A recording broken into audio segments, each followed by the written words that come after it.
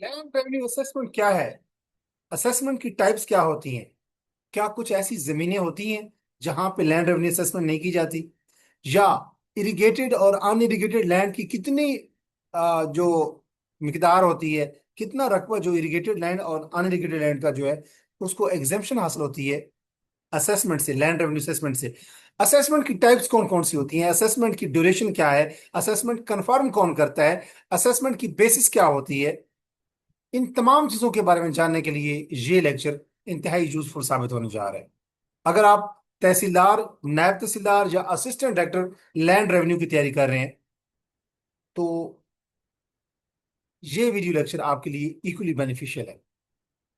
चाहे तहसीलदार और नायब तहसीलदार या असिस्टेंट डायरेक्टर लैंड रेवेन्यू के लिए रेवेन्यू लॉ के पेपर की तैयारी हो, या तहसीलदार और नायब तहसीलदार के इंटरव्यू की तैयारी हो, आपसे जरूर असेसमेंट के बारे में क्वेश्चन होते हैं कि व्हाट इज असेसमेंट, असेसमेंट की टाइप्स क्या है, असेसमेंट की बेसिस क्या है, मिनिमम टाइम पीरियड कितने टाइम के लिए असेसमेंट की जाती है, मैक्सिमम कितने टाइम के लिए लैंड रेवेन्यू असेसमेंट की जाती है, लैंड रेवेन्यू असेसमेंट कौन करता है, उसकी ड्यूरेशन, उसकी कंफर्मेशन, ये तमाम जो चीजें हैं ये इस लेक्चर में आपके साथ मैं शेयर करूंगा। और बिलखसूस पंजाब लैंड रेवेन्यू एक्ट 1967 का जो चैप्टर नंबर 7 है, ये लेक्चर चैप्टर नंबर 7 के आसपास घूमेगा। सेक्शन 56 से मैं स्टार्ट करूंगा और सेक्शन 73 तक जो सेलियंट, जो इंपॉर्टेंट, जो मोस्ट एक्सपेक्टेड सेक्शंस हैं जिनके हवाले से आपसे क्वेश्चन हो सकता है। टेस्ट में भी पेपर जो रेवेन्यू लॉज का जो पेपर है उसमें भी क्वेश्चन इस चैप्टर से आ सकता है। और जो तहसीलदार और नायब तहसीलदार का जो एक्सपेक्टेड इंटरव्यू है, तहसीलदार का इंटरव्यू एक्सपेक्टेड है जुलाई में इंशाल्लाह, तो तहसीलदार के इंटरव्यू के अंदर भी असेसमेंट का जो चैप्टर है, जो चैप्टर नंबर 7 है of Punjab land revenue act 1967, इससे जरूर कोई ना कोई क्वेश्चन आपके पास एग्जामिनर आपसे पूछेगा, आई मीन इंटरव्यूअर।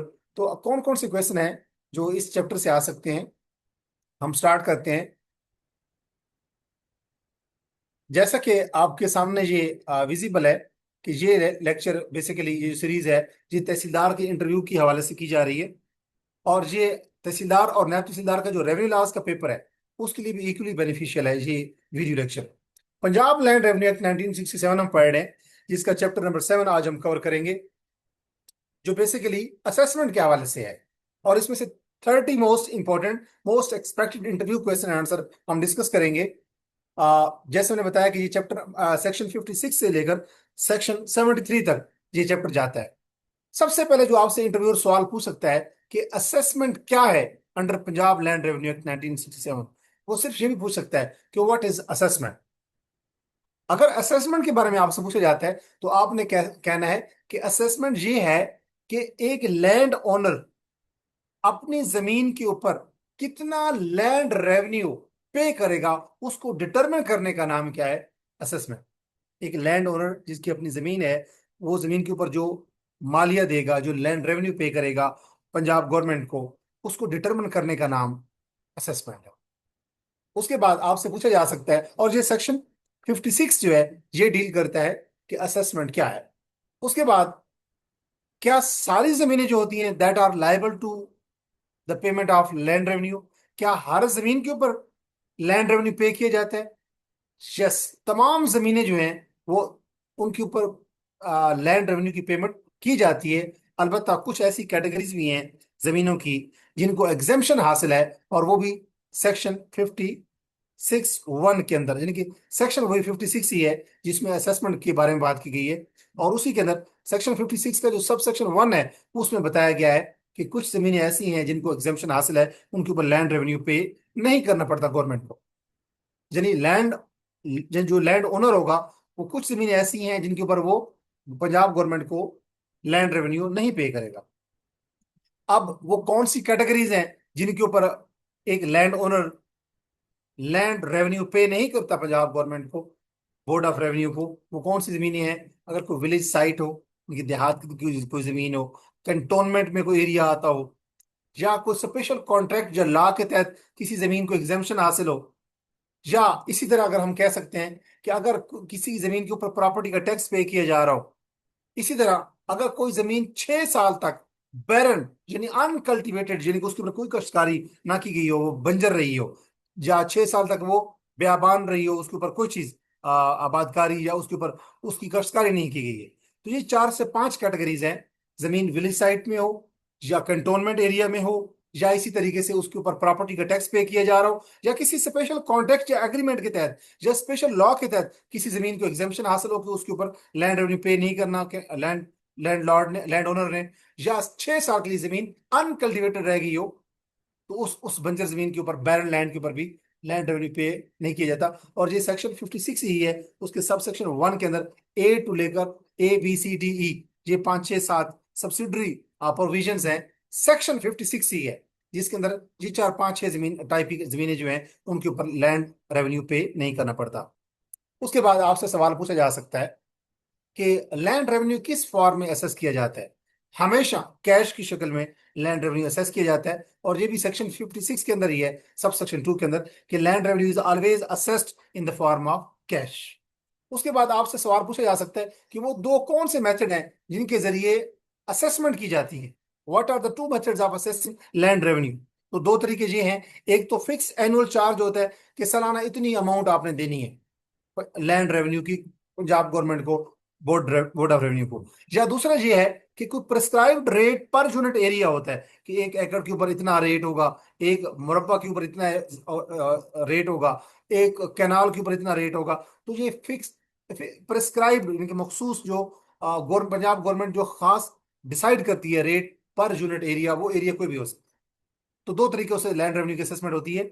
या एनुअल फिक्स चार्ज होता है कि एनुअल इतनी अमाउंट आपने देनी है इतने रकबे के ऊपर, या पर यूनिट एरिया जो है किसी रकबे की मखसूस की आप कह सकते हैं इकाई के ऊपर एक प्रिस्क्राइब्ड रेट होता है। तो ये दो तरीकों से लैंड रेवेन्यू को असेस किया जा सकता है, और ये भी सेक्शन 56 के अंदर ही है जो असेसमेंट के हवाले से है बेसिकली।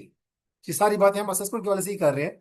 तो सेक्शन 56 के अंदर है कि असेसमेंट क्या है, और असेसमेंट किन दो तरीकों से की जा सकती है, असेसमेंट किन किन जमीनों के ऊपर नहीं होती, जैसे विलेज साइट में, कंटोनमेंट में कोई जमीन के ऊपर कोई खास कॉन्ट्रैक्ट या एग्रीमेंट किया गया हो जो लॉ के तहत नहीं होती, या किसी जमीन को प्रॉपर्टी का टैक्स दिया जा रहा हो, या जमीन को 6 साल के लिए बंजर रही हो, इन तमाम जमीनों के ऊपर टैक्स नहीं होता, लैंड रेवेन्यू टैक्स नहीं होता। उसके बाद क्या can land revenue assess be assessed according to market prices of crops. ये जो फसलें होती हैं उनकी जो मार्केट प्राइस है उसकी बुनियाद पर भी लैंड रेवेन्यू असेसमेंट हो सकती है। नो, असेसमेंट जो है वो सिर्फ क्या होती है, या तो फिक्स एनुअल चार्ज होता है, या फिर क्या होता है prescribed rate per unit area. अगर ऐसा हो कि जो एग्रीकल्चर प्रोडक्ट्स हैं जिनकी जो जिन हमने उठाई है, गंदम, जौ, बाजरा, चना, व्हाट्सएवर जो भी है, उसका मार्केट प्राइस के हिसाब से लैंड रेवेन्यू असेसमेंट नहीं होती। और ये भी सेक्शन 56 में ही दर्ज है। उसके बाद which land owners are exempt from payment of land revenue under section 56A। Section 56 assessment को डील करता है, और सेक्शन 56A जो है ये एक नया सेक्शन है। सेक्शन 56A, इसमें कुछ एरिया जो है उसको भी एग्जेम्पशन हासिल है लैंड रेवेन्यू से। जैसा कि अगर इरिगेटेड जमीन है तो 2.5 एकड़ तक, अगर इरिगेटेड जमीन है तो उसके ऊपर एग्जेम्पशन है, वो लैंड रेवेन्यूज पे नहीं पे करना पड़ेगा। अगर अनइरिगेटेड जमीन है यानी कि इरिगेशन उसके अंदर ऊपर नहीं की गई, तो अगर वो 5 एकड़ तक है तब भी उसके ऊपर लैंड रेवेन्यू पे नहीं करना पड़ेगा, उसको एग्जेम्पशन हासिल है। और अगर कोई जमीन ऐसी है जिसमें कुछ हिस्सा इरिगेटेड है, कुछ अनइरिगेटेड है, अगर वो मिला जुला के मिक्स जमीन है, तो अगर उसमें इरिगेटेड जमीन 2.5 एकड़ तक हो, तो उसके ऊपर लैंड रेवेन्यू की पेमेंट एग्जेम्प्ट है। तो कौन से ओनर्स जो हैं वो एग्जेम्प्ट है from the payment of land revenue under section 56A। अगर इरिगेटेड लैंड अगर 2.5 एकड़ तक है, 2.5 एकड़ या 2.5 एकड़ से कम है, अनइरिगेटेड लैंड जो है वो 5 एकड़ या 5 एकड़ से कम है, और अगर दोनों मिला के जमीनें, कुछ जमीनें ऐसी होती है कि उसमें कुछ एरिया इरिगेटेड होता है, कुछ अनइरिगेटेड होता है, तो अगर वो मिला जुला के उस जो मिक्स जमीन है उसमें इरिगेटेड लैंड जो है वो 2.5 एकड़ तक है, तो वो एग्जेम्प्ट।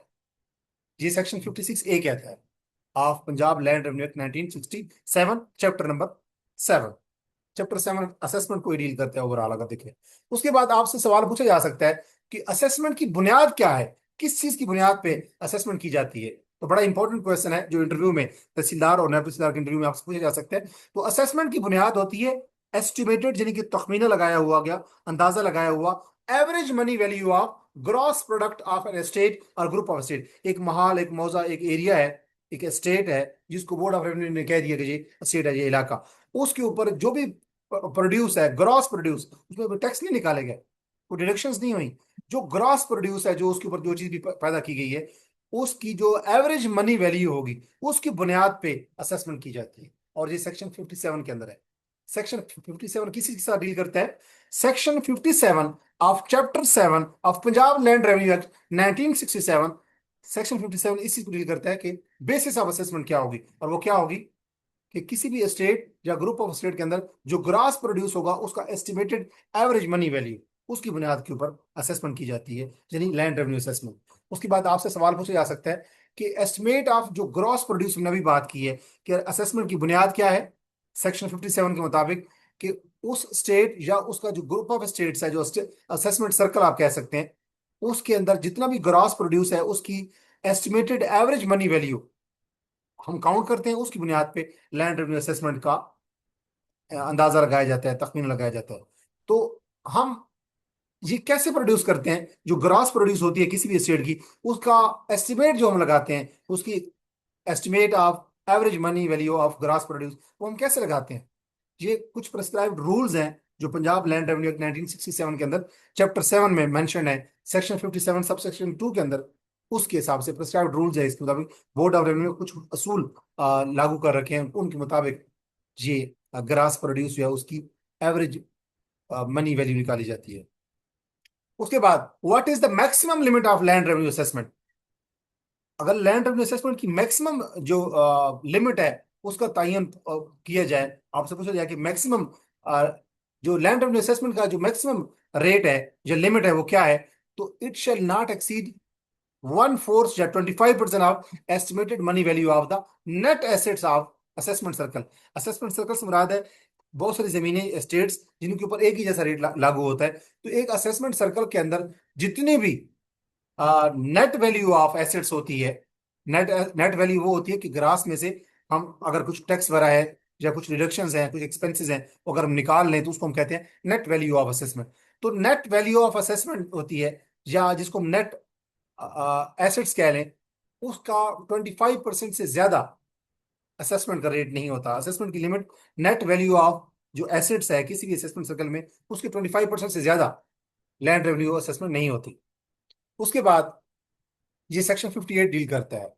सेक्शन 58 के मुताबिक कि अगर कोई एक असेसमेंट सर्कल है तो उसके अंदर जो वैल्यू ऑफ नेट एसेट्स है उसके 25% से ज्यादा लैंड रेवेन्यू असेसमेंट नहीं हो सकती सेक्शन 58 के मुताबिक। और उसके बाद आपसे सवाल पूछा जा सकता है इंटरव्यू में, तहसीलदार और नायब तहसीलदार के इंटरव्यू में, या असिस्टेंट डायरेक्टर लैंड रेवेन्यू के इंटरव्यू के अंदर या टेस्ट के अंदर, कि what are two types of assessment recognised by this act. तो पंजाब लैंड रेवेन्यू एक्ट 1967 के मुताबिक, उसके चैप्टर 7 के मुताबिक, असेसमेंट की दो टाइप है, जनरल असेसमेंट और स्पेशल असेसमेंट।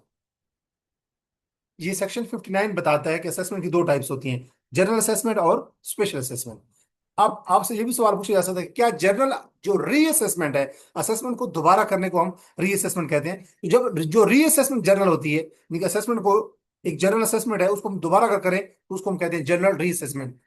क्या गवर्नमेंट की अप्रूवल के बगैर जनरल रीअसेसमेंट हो सकती है? नो। पहले हम पंजाब गवर्नमेंट से अप्रूवल लेते हैं, प्रायर अप्रूवल लेते हैं, फिर जाके क्या होती है, जनरल रीअसेसमेंट होती है। और ये सेक्शन 59 के अंदर ये बात बताई गई है। Who may issue principles of assessment when granting sanction? जब मंजूरी दी जा रही होती कि ठीक है आप असेसमेंट करें, तो कौन इंस्ट्रक्शन देता है, प्रिंसिपल्स देता है कि इनको फॉलो करना है असेसमेंट करते हुए? तो पंजाब गवर्नमेंट जो है वो इंस्ट्रक्शन इशू करती है, ऑर्डर्स इशू करती है, रूल्स इशू करती है कि इनके मुताबिक आपने असेसमेंट करनी है। असेसमेंट कौन करेगा? Revenue officer. उसके बाद who conducts general assessment? Assessment general कौन कंडक्ट करता है? Revenue officer. तो जनरल असेसमेंट कौन करता है? सेक्शन 60 के मुताबिक रेवेन्यू ऑफिसर करता है, जो कॉम्पिटेंट रेवेन्यू ऑफिसर होगा। उसके बाद आपसे सवाल पूछा जा सकता है कि to whom does the revenue officer submit assessment proposal? Revenue officer जो है वो जो असेसमेंट की प्रपोजल है कि एक खास स्टेट की या असेसमेंट सर्कल की हमने असेसमेंट करनी है, क्या हम कर सकते हैं? सैंक्शन लेने के लिए वो एप्लीकेशन किसको सबमिट करेगा, या प्रपोजल किसको सबमिट करेगा? प्रपोजल का मतलब यही है कि वो प्रपोज करता है कि खास स्टेट या स्टेट का जो ग्रुप है, जो असेसमेंट सर्कल है, या खास मौजा या महाल है, उसकी असेसमेंट दरकार है, असेसमेंट करनी है, तो काइंडली आप इसको सेंक्शन करें, इजाजत दें, अप्रूवल दें। तो एक रेवेन्यू ऑफिसर जो है, क्योंकि रेवेन्यू ऑफिसर ही असेसमेंट करता है, वो किसको एप्लीकेशन देगा? वो बेसिकली कमिश्नर के थ्रू बोर्ड ऑफ रेवेन्यू को एप्लीकेशन देगा। तो एक रेवेन्यू ऑफिसर चाहे कोई भी है, चाहे वो AC 1 है, AC 2 है, नायब तहसीलदार है, या इस कलेक्टर है, वो किसको एप्लीकेशन देगा?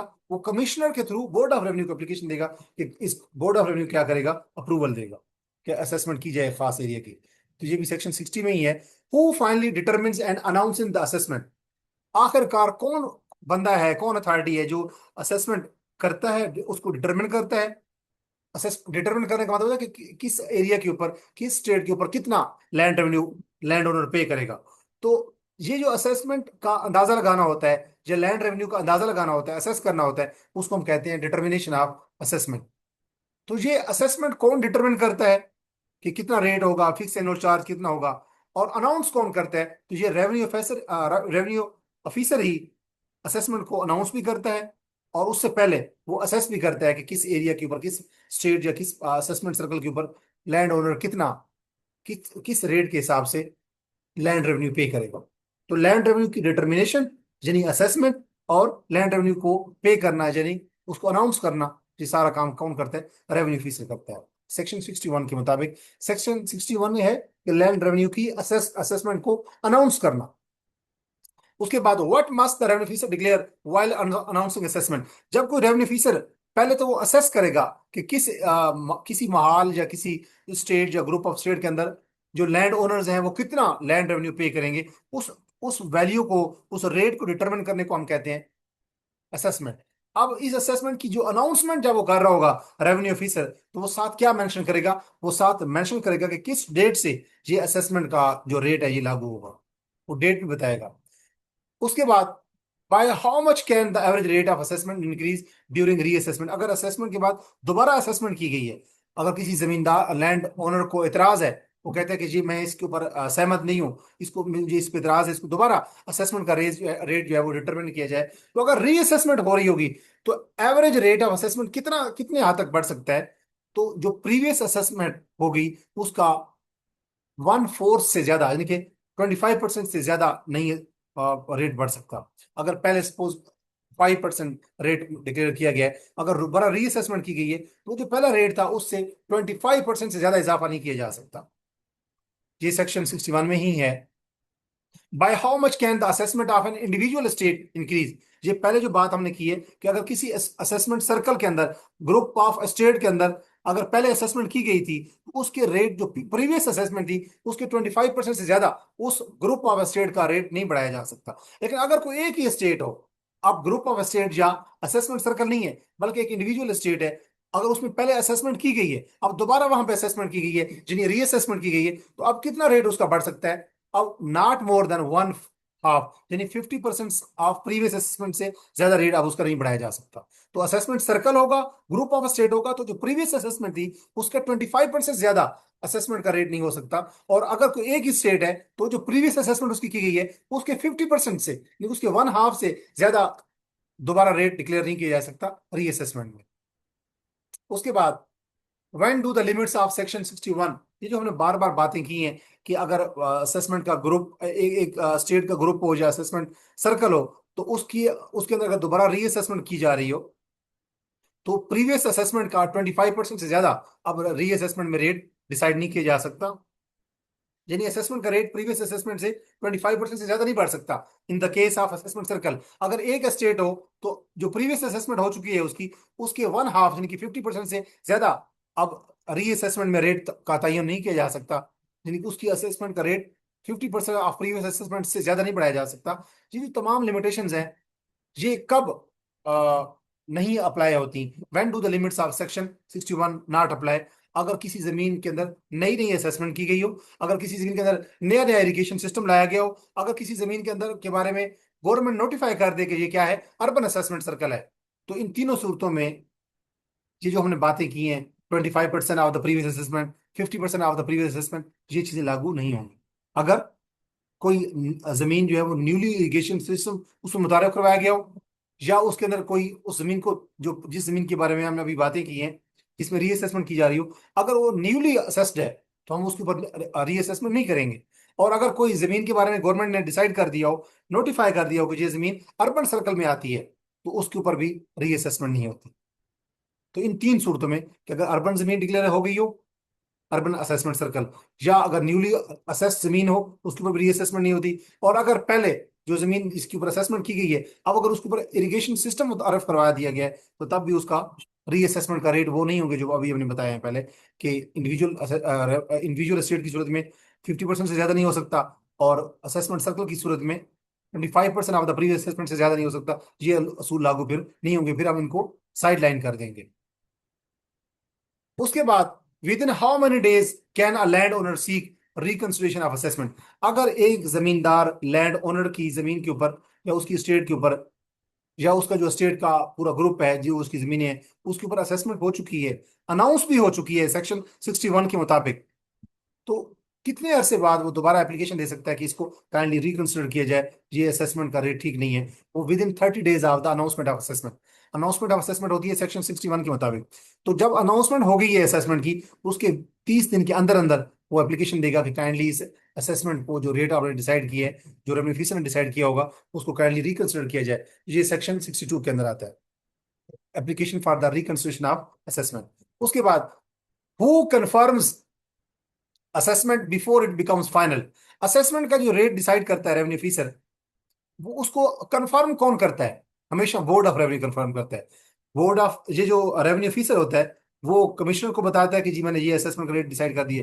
कमिश्नर बोर्ड ऑफ रेवेन्यू को बताता है, और बोर्ड ऑफ रेवेन्यू उसके ऊपर ठप्पा लगा देता है, फाइनल कर देता है उसको। तो बोर्ड ऑफ रेवेन्यू हमेशा फाइनल करता है। और याद रखिए, बोर्ड ऑफ रेवेन्यू उसको रिकंसिडर भी कर सकता है, उसको मॉडिफाई भी कर सकता है, या वो ये भी कह सकता है, जो जो कमिश्नर होता है वो भी उसको रिवाइज या मॉडिफाई कर सकता है बिफोर कंफर्मेशन ऑफ असेसमेंट। जी नेक्स्ट क्वेश्चन है, तो कंफर्मेशन कौन करता है असेसमेंट की? हमेशा बोर्ड ऑफ रेवेन्यू, जो कि हाईएस्ट एपिक्स रेवेन्यू अथॉरिटी है। ये सेक्शन 63 में है, कंफर्मेशन ऑफ असेसमेंट।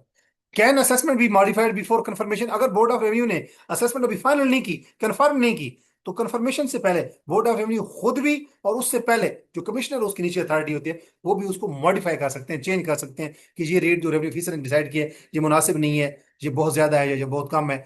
तो असेसमेंट के रेट को कमिश्नर भी, जो डिवीजन लेवल पे बैठा होता है, और बोर्ड ऑफ रेवेन्यू खुद भी मॉडिफाई, चेंज कर सकता है, इंक्रीज या डिक्रीज कर सकता है। तो ये भी सेक्शन 63 में है। उसके बाद, what procedure must be followed before announce enhancement of assessment. अगर असेसमेंट का रेट बढ़ाना है, उससे पहले कौन सा प्रोसीजर फॉलो करना चाहिए? उससे पहले हमेशा कोई, पहले प्रोक्लेमेशन देना चाहिए, यानी कि कोई नोटिफिकेशन इशू करना चाहिए कि हमने असेसमेंट का रेट हम बढ़ा रहे हैं।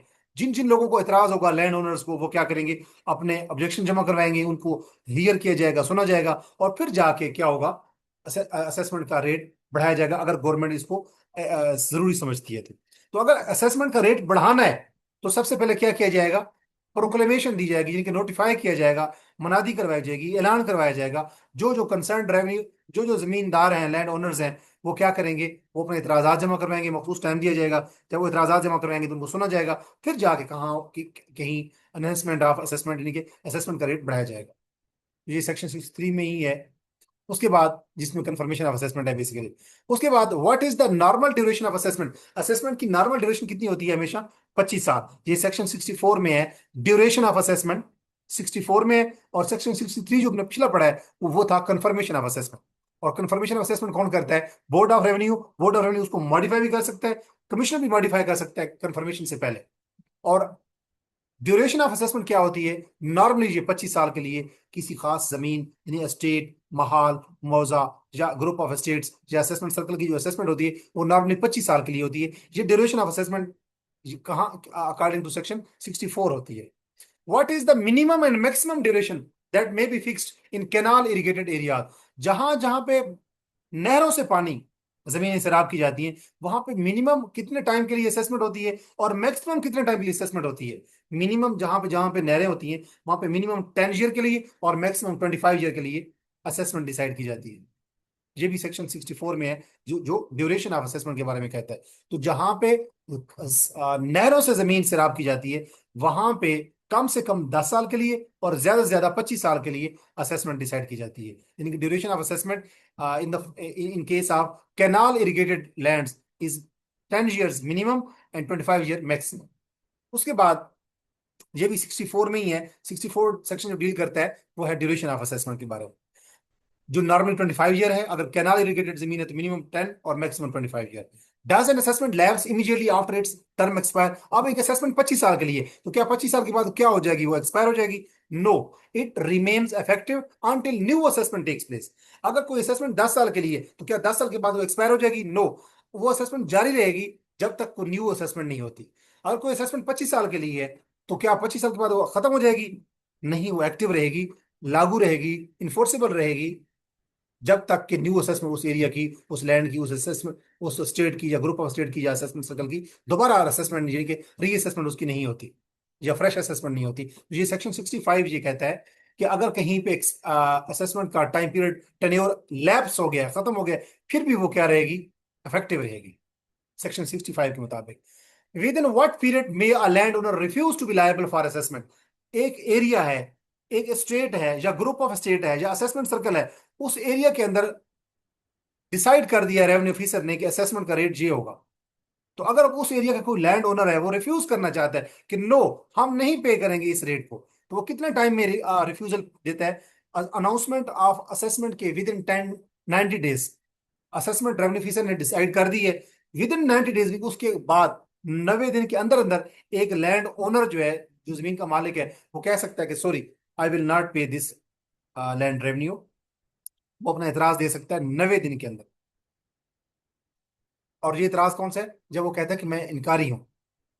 अदरवाइज तो एक एप्लीकेशन 30 डेज में दी जा सकती है। तो रिफ्यूजल की एप्लीकेशन जो है, कोई अगर एक ओनर कहता है कि मैं लायबल नहीं हूं, मैं ये नहीं दूंगा, तो वो 90 डेज में दे सकता है कि उसकी कोई भी उसका ग्राउंड हो सकता है।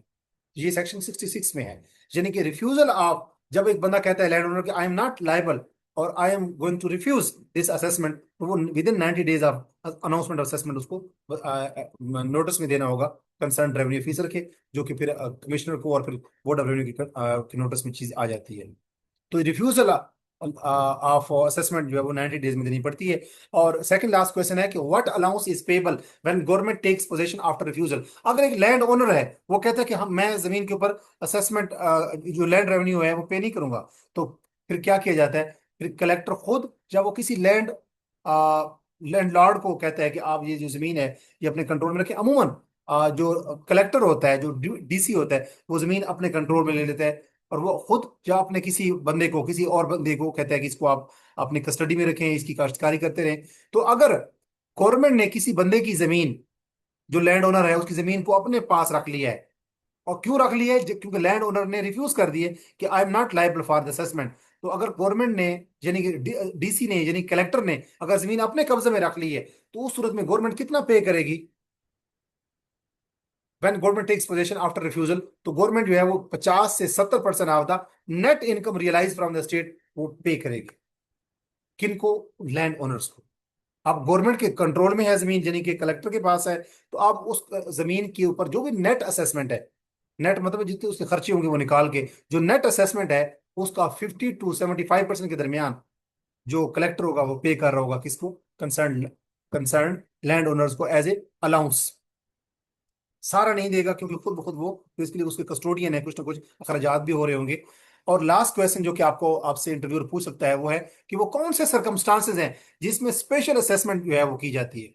हमने इस चैप्टर में पढ़ा, चैप्टर नंबर 7 में of Punjab land revenue act 1967 की असेसमेंट की दो टाइप्स होती है, जनरल असेसमेंट और स्पेशल असेसमेंट। जनरल असेसमेंट अमूमन 25 साल के लिए होती है, और अगर कैनाल इरिगेटेड जमीन हो तो फिर कम से कम 10 साल और मैक्सिमम 25 साल के लिए। स्पेशल असेसमेंट कब की जाती है? वो कौन कौन से सरकमस्टांसेस हैं जब स्पेशल असेसमेंट की जाती है? तो जब असेसमेंट की फॉर्म चेंज हो चुकी हो, जब गवर्नमेंट ने कोई जमीन सेल की हो, जब गवर्नमेंट ने कोई जमीन लीज पे दी हो, जब गवर्नमेंट ने किसी बंदे को जमीन ग्रांट के तौर पे दी हो, जब कलेक्टर की जो एक कलेक्टर है, उसने एक बंदा, एक लैंड ओनर है, उसने रिफ्यूज कर दिया कि मैं ये असेस लैंड रेवेन्यू नहीं पे करूंगा, यानी कि वो रिफ्यूज कर दिया उसने, तो उस सूरत में कलेक्टर अपने पास वो जमीन रख लेगा। अब वो जितने टाइम के लिए वो रखता है, अगर वो टाइम भी खत्म हो गया है, expiry of collector's management after refusal वो भी खत्म हो गई है, वहां पे स्पेशल असेसमेंट की जरूरत होगी। और इसी तरह अगर कहीं पे पानी आ गया है, इरिगेशन सिस्टम आ गया है, वहां पे सैंड कोई जरखेज आ गई है, वहां पे कुछ नेचुरल कैलेमिटी आई है, अर्थक्वेक या फ्लड्स आ गए हैं या कोई और कॉजेज आ गए हैं, तो उस सूरत में भी लैंड असेसमेंट क्या करना पड़ेगा, स्पेशल असेसमेंट करनी पड़ेगी उस एरिया की। और अगर कोई नेचुरल प्रोडक्ट्स हैं, फिशरीज हैं या मिल्स हैं, अगर किसी जमीन को हमने एग्जेम्पशन दे दी हुई है, उमिट कर दी है कि जहाँ पे चूंकि मिल्स हैं, जहाँ पे फिशरीज हैं या नेचुरल प्रोडक्ट्स हैं, लिहाजा जहाँ पे असेसमेंट नहीं होगी, ओमिशन है, उस एरिया को एग्जाम्प्ट कर दिया गया, तो उस सूरत में भी वहां पे क्या होगी, स्पेशल असेसमेंट होगा। तो स्पेशल असेसमेंट के सर्कमस्टांसेस क्या हैं, जब फॉर्म ऑफ असेसमेंट चेंज हो चुका हो, जब वहां पे एक खास जमीन को कलेक्टर ने अपने तहवील में लिया हो, और जिस टेन्योर के लिए उसने तहवील में लिया हो वो टेन्योर भी खत्म हो चुका हो, और जब कोई जमीन गवर्नमेंट ने सेल की हो, या गवर्नमेंट ने लीज पे दी हो, या किसी को ग्रांट दी हो, या किसी एरिया के अंदर पानी आने की वजह से, या किसी एरिया में जमीन का जो फर्टिलिटी है वो चेंज होने से, या नेचुरल कैलेमिटी या हैजर्ड्स आए हैं, उस वजह से जमीन के अंदर स्पेशल असेसमेंट की जाती है। और अगर ओमिटेड रेवेन्यू फ्रॉम नेचुरल, अगर वहां पे नेचुरल प्रोडक्ट्स हैं जैसे फिशरीज या मिल्स हैं, तो वहां पे जमीन को की स्पेशल असेसमेंट करने की जरूरत होती है। ये आज का हमारा वीडियो लेक्चर था, जिसमें हमने पंजाब लैंड रेवेन्यू, अच्छा इसके अलावा अगर कोई जमीन जो है वो वेस्ट हो, जब बैरन लैंड हो, अगर पहले कोई जमीन वेस्ट हो और बैरन लैंड हो, और अब वो लाइबल टू रेवेन्यू हो, यानी कि अब उसके ऊपर, अब वो जमीन काबिल काश्त हो चुकी हो, बैरन ना रही हो। बैरन लैंड वो होती है जो 6 साल तक मुसलसल कल्टीवेट नहीं की जाती, अनकल्टीवेटेड रहती है, और वो फसलें उगलना छोड़ देती है। तो अगर कोई जमीन पहले बैरन थी, अब वो दोबारा काबिल हो गई है, काबिल काश्त हो गई है, तो उसके ऊपर भी स्पेशल असेसमेंट की जरूरत होती है। ये सेक्शन 70 के 71 के अंदर बेसिकली डील किया जा रहा है, सेक्शन 70 सब सेक्शन 1 के अंदर डील किया जा रहा है। तो ये कुछ क्वेश्चन थे जो कि चैप्टर नंबर 7 में हमने पढ़े। चैप्टर नंबर 7 जो है that deals assessment, assessment of land revenue actually. ये चैप्टर नंबर 7 हमने पढ़ा। ये सेक्शन 56 से स्टार्ट होता है और सेक्शन 73 तक जाता है। इसमें हमने 30 most important interview question and test question देखे हैं, जो कि रेवेन्यू लॉ के पेपर के लिए, और तहसीलदार और नायब तहसीलदार और असिस्टेंट लैंड रेवेन्यू के इंटरव्यू पर्पज के लिए बड़े इंपॉर्टेंट है, जो आपके इंटरव्यू आपसे पूछ सकता है। कुछ इंपॉर्टेंट क्वेश्चन दोबारा देख लेते हैं कि what is the appellate forum against an order under section 62। Section 62 में ये है कि जब कोई बंदा कहता है कि मैंने रिकंसिडर करवाना है जमीन को फॉर असेसमेंट, तो अपील किसको दी जाएगी, पहले अपील दी जाएगी कमिश्नर को, और उसके बाद बोर्ड ऑफ रेवेन्यू को दी जाएगी। Who has the power to make rules regarding assessment, assessment के हवाले से जो रूल्स बनाए जाते हैं वो कौन बनाता है, सेक्शन 61 के मुताबिक गवर्नमेंट, पंजाब गवर्नमेंट रूल्स बनाती है कि असेसमेंट के रूल्स क्या होंगे। तो सेक्शन 71 डील करता है कि कौन रूल बनाता है, पंजाब गवर्नमेंट रूल्स बनाती है असेसमेंट के हवाले से। And who may issue executive instruction regarding assessment matter, assessment के जितने भी मैटर्स होते हैं उस हवाले से एग्जेक्टिव इंस्ट्रक्शन कौन जारी कर सकता है, बोर्ड ऑफ रेवेन्यू या गवर्नमेंट। गवर्नमेंट या तो खुद एग्जीक्यूटिव ऑर्डर इशू कर दिए, या फिर board of revenue executive order issue करता है। लेकिन जब board of revenue executive order issue करेगा तो वो पहले पंजाब गवर्नमेंट से प्रायर परमिशन लेगा।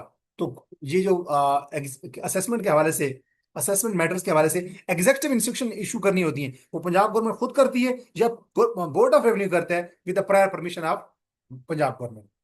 ये सेक्शन 73 डील करता है इस इसके साथ।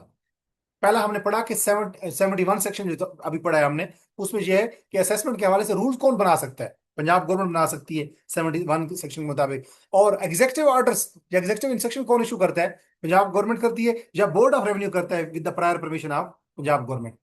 तो सेक्शन 73 ये हो गया जिसमें एग्जेक्टिव इंस्ट्रक्शन की बात की गई है।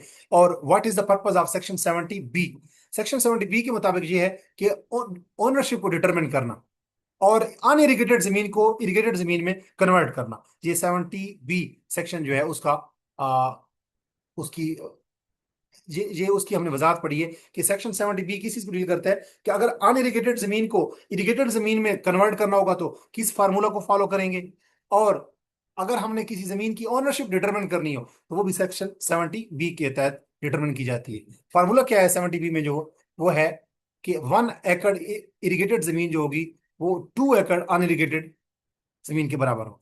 ये सेक्शन 70 बी के अंदर ये फार्मूला भी है कि जब हमने अनइरिगेटेड जमीन को कन्वर्ट करना हो किस चीज के अंदर, इरिगेटेड जमीन के अंदर, तो अनइरिगेटेड जमीन के 2 एकड़ इरिगेटेड जमीन के 1 एकड़ के बराबर हो।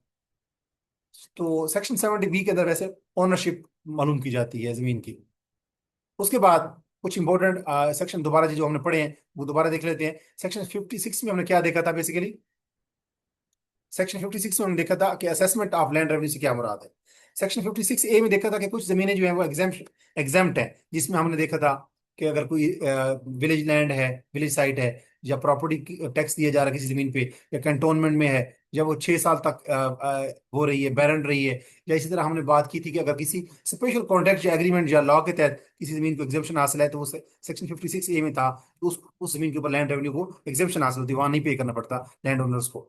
57 में हमने बेसिस ऑफ असेसमेंट पढ़ी थी कि उस जमीन के अंदर जो असेसमेंट सर्कल है, उसके अंदर जो ग्रॉस प्रोड्यूस है, उसकी एस्टिमेटेड एवरेज मनी वैल्यू जो है, उसकी बुनियाद पे असेसमेंट का तयन किया जाता है। 58 में हमने लिमिट ऑफ असेसमेंट पढ़ी थी, जिसमें हमने कहा था कि असेसमेंट सर्कल अगर होगा, तो वहां अगर असेसमेंट हो रही होगी, रीअसेसमेंट हो रही होगी, तो हम क्या करेंगे, 25% ऑफ द प्रीवियस असेसमेंट से ज्यादा हम असेसमेंट को नहीं बढ़ाएंगे। और अगर एक स्टेट हो, तो उसमें जो पहले असेसमेंट हो चुकी है, अगर दोबारा वहां असेसमेंट करनी है, तो उसके 50% ऑफ प्रीवियस असेसमेंट से ज्यादा उसका रेट नहीं बढ़ा सकते। उसके बाद जनरल असेसमेंट हमने पढ़ी, सेक्शन 59, जो कि हमने कहा 25 साल के लिए होती है। और 61 के अंदर अनाउंसमेंट ऑफ असेसमेंट कौन करता है, रेवेन्यू ऑफिसर करता है। 62 के अंदर क्या है कि एक लैंड ओनर जो है, वो within 30 days of announcement of assessment application दे सकता है कि इसको काइंडली रिकंसिडर किया जाए, मुझे इस पे एतराज है। तो रिकंसिडरेशन ऑफ असेसमेंट में 30 डेज के अंदर वो एप्लीकेशन दे सकता है लैंड ओनर। 63 के अंदर confirmation of assessment, confirmation of assessment कौन करता है, हमेशा बोर्ड ऑफ रेवेन्यू करता है। और वो कंफर्मेशन से पहले बोर्ड ऑफ रेवेन्यू खुद भी और कमिश्नर भी उसको मॉडिफाई भी कर सकते हैं, असेसमेंट का जो भी रेट है। 64 में है ड्यूरेशन ऑफ असेसमेंट। ये वैसे तो 25 ईयर के लिए होती है असेसमेंट, लेकिन अगर कोई कनाल इरिगेटेड जमीन हो, तो मिनिमम 10 साल के लिए और मैक्सिमम 25 ईयर के लिए। उसके बाद refusal to be liable for assessment, अगर कोई लैंड ओनर कहता है कि मैं इनकार करता हूं कि मैं असेसमेंट के लिए लायबल भी नहीं हूं, तो वो फिर क्या होगा उस सूरत में, जो कलेक्टर होगा वो जमीन को अपनी तहवील में ले लेगा, और फिर गवर्नमेंट जो है वो 50 से 75% के दरमियान नेट एसेट, जो भी उस एरिया के अंदर जितना भी नेट एसेट वहां से मिलेगा, जितनी भी अर्निंग होगी, उसका 50 to 75% के दरमियान में उस लैंड ओनर को अलाउंस के तौर पे गवर्नमेंट पे करेगी। ये सेक्शन 66 में है, जब कोई लैंड ओनर रिफ्यूज कर दे कि I am not liable for assessment. और सेक्शन 69 में कुछ अपील्स के बारे में सेक्शन डील करता है। और उसके बाद से अपील से मुराद है कि अगर कोई एक लैंड ओनर है, वो अपील करता है कि ये जो मेरी एप्लीकेशन है, इस असेसमेंट को रिकंसिडर किया जाए, अपील करता है वो। और फिर सेक्शन 70 के अंदर स्पेशल असेसमेंट है। स्पेशल असेसमेंट चंद खास हालात में होती है कि जब किसी एरिया में नई जमीन, नई सैंड, नया वहां पे वाटर आ चुका हो, या नेचुरल कैलामिटी आ चुकी हो, उस सूरत में, या किसी एरिया के अंदर अगर आप कह सकते हैं कि फॉर्म ऑफ असेसमेंट चेंज हो चुका हो। ये हमने अभी पढ़ा था, अब इसको हम दोबारा रिवाइज भी कर देते हैं कि असेसमेंट, स्पेशल असेसमेंट के सरकमस्टांसेस कौन कौन से होते हैं। तो वो हमने ये पढ़ा है कि अगर असेसमेंट की फॉर्म चेंज हो चुकी हो, वहां पे गवर्नमेंट की ने कोई जमीन सेल की हो, या लीज पे या ग्रांट दी हो, या कलेक्टर ने जमीन को अपने पास रखा हो। जब कोई लैंड ओनर कहता है कि मैं तो लायबल भी नहीं हूँ, रिफ्यूज कर दे, कलेक्टर अपने पास रखते हैं। और जब उस टाइम, वो जितने अरसे में वो अपने पास रखता है, वो टाइम पीरियड भी, टेन्योर भी खत्म हो जाए, तो फिर वहां पे स्पेशल असेसमेंट होगी। और किसी अगर एरिया में पानी की वजह से सैंड चेंज हो गई है, कैलेमिटी आई है, नेचुरल कैलेमिटी, जो को और कॉज वजह से वहां पे स्पेशल असेसमेंट की जरूरत होती है। या अगर किसी एरिया के अंदर कोई फिशरीज हैं या नेचुरल प्रोडक्ट्स हैं, और उस जमीन को वैसे ओमिट कर दिया गया है कि जहाँ पे रेवेन्यू, उस एरिया में रेवेन्यू नहीं पे किया जाएगा, लैंड रेवेन्यू, तो वहां पे स्पेशल असेसमेंट की जाती है। और अगर कोई जमीन पहले वेस्ट और बैरन लैंड थी, 6 ईयर तक अनकल्टिवेटेड रही है, और अब वो काबिल काश्त हो गई है, तो वहां पे भी क्या होगी, स्पेशल असेसमेंट होगी। और स्पेशल असेसमेंट हमने कहाँ पढ़ा है, किस सेक्शन के अंदर, दोबारा देख लेते हैं। सेक्शन कौन सा, 70 जो है, वो डील करता है स्पेशल असेसमेंट के साथ। उसके बाद 70B के अंदर हमने देखा था कि डिटर्मिनेशन ऑफ लैंड ओनरशिप को डील करता है। और इसी में ही एक फार्मूला है कि 2 एकड़ अगर अनइरिगेटेड लैंड के हों, वो बराबर होते हैं 1 एकड़ ऑफ इरिगेटेड लैंड। तो 70B वैसे डील करता है डिटर्मिनेशन ऑफ ओनर को और ओनरशिप को। और 71 से लेकर 73 तक, ये बेसिकली क्या है, रूल्स एंड इंस्ट्रक्शन है। 71 के अंदर रूल्स कौन बनाता है असेसमेंट के हवाले से, पंजाब गवर्नमेंट। और 73 जो है, उसके मुताबिक जो एग्जेक्टिव इंस्ट्रक्शंस हैं, वो कौन बनाता है असेसमेंट के मैटर्स में, या तो गवर्नमेंट, पंजाब गवर्नमेंट, या board of revenue with the prior permission of Punjab government. तो ये हमने पढ़े, आज चैप्टर 7 कवर किया, जो सेक्शन 56 से स्टार्ट होता है। सेक्शन 56 डील्स विद असेसमेंट, और सेक्शन 73 तक आता है कि एग्जेक्टिव इंस्ट्रक्शन कौन इशू करता है असेसमेंट के हवाले से, या पंजाब गवर्नमेंट खुद करती है, या बोर्ड ऑफ रेवेन्यू करते हैं with the prior permission of Punjab government. तो सेक्शन 56 से लेकर 73 तक, ये चैप्टर नंबर 7 है of Punjab land revenue act 1973। इसके अंदर हमने देखा कि असेसमेंट क्या है, उसकी टाइप्स क्या है, उसकी बेसिस क्या है, उसकी ड्यूरेशन क्या है, उसको कंफर्म कौन करता है, मॉडिफाई कौन कर सकता है, उसके बारे में ऑर्डर्स इशू कौन करता है, रूल्स वगैरह कौन बनाता है, पंजाब गवर्नमेंट, और एग्जीक्यूटिव इंस्ट्रक्शन कौन इशू करता है, उसके बारे में बोर्ड ऑफ रेवेन्यू या पंजाब गवर्नमेंट। तो मेरा तहसीलदार और नायब तहसीलदार का ये जो रेवेन्यू लॉज हैं, इनकी तैयारी के लिए, टेस्ट की तैयारी के लिए और तहसीलदार की इंटरव्यू की तैयारी के लिए एक सेशन जारी है, जिसमें मैं Punjab land revenue act 1967, Punjab tenancy act 1887 और इसके साथ साथ जो लैंड एक्विजिशन एक्ट है 1894, और इसके अलावा जो बोर्ड ऑफ रेवेन्यू एक्ट 1957 है, ये सारे कवर करवाए जाएंगे। जो पेड मेंबर होंगे उनको पीडीएफ भी प्रोवाइड किए जाएंगे, वीकली टेस्ट भी उसमें होंगे, मॉक इंटरव्यूज भी होंगे, और इसमें 500 बेसिकली क्वेश्चन आंसर्स होंगे, ऑलमोस्ट 500 से ज्यादा होंगे, 750 क्वेश्चन आंसर बनेंगे मिला जुला के।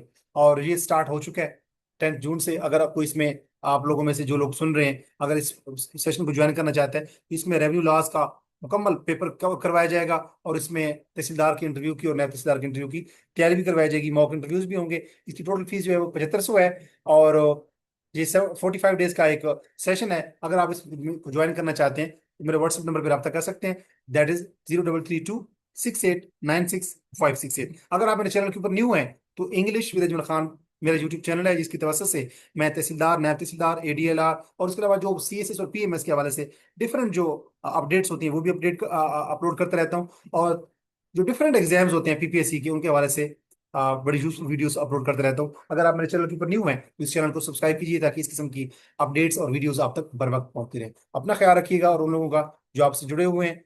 और ये मेरे यूट्यूब चैनल का लिंक है। अगर इस चैनल के ऊपर न्यू है तो इस चैनल को सब्सक्राइब कर दीजिए। इंग्लिश विद अजमल खान से अजमल खान का सलाम कबूल हो। अपना भी ख्याल रखिएगा, और उन लोगों का भी जो आपसे जुड़े हुए हैं। अल्लाह नगेबान, नेक्स्ट वीडियो में मिलते हैं। अल्लाह हाफिज।